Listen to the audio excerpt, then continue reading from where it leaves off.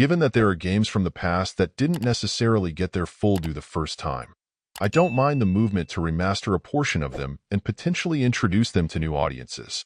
That being said, not all titles necessarily deserve more time in the sun, or if you're going to bring them back, perhaps more care should be taken in making sure they're ready for prime time. In the case of a Rite from the Stars, it feels like the case of a middling game being brought forward with too little attention paid to making the most of the opportunity.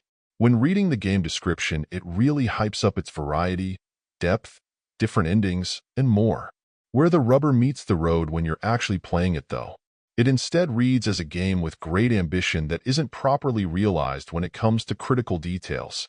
First among them, having puzzles that make intuitive sense or that help set you up for success. More often than not, I simply couldn't figure out what the game wanted me to do, a problem further exacerbated by a hint system that also did a horrible job of being helpful. It may be the case that the game's promise of different paths with different mechanics served to allow me to choose its most poorly implemented one first, which did it no favors. But I've played too many adventure and puzzle games that were more intuitive and engaging to believe I should settle for this. Other aspects do little to help, as the mechanics geared towards action are also pretty poor. Granted, this may not be a dedicated platformer, but if you're going to include some in the game, it needs to feel better than this, especially if it has been remastered.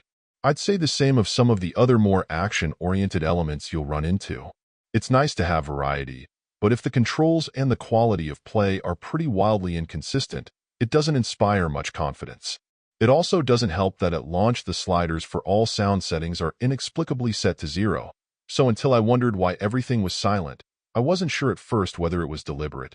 Went into the settings and turned it on myself. The overall experience was also lacking in that area as well. Pulling all of this together, it's hard not to be frustrated with this effort. Mix together what feels like an ambitious but flawed original title with a remastering effort that feels both incomplete and poorly tested, and it actively gets in the way of its own success. I'd hope a patch will come along shortly to at least address the obvious sound setting issue, but some care put into improving the basics of the experience could go a long way as well.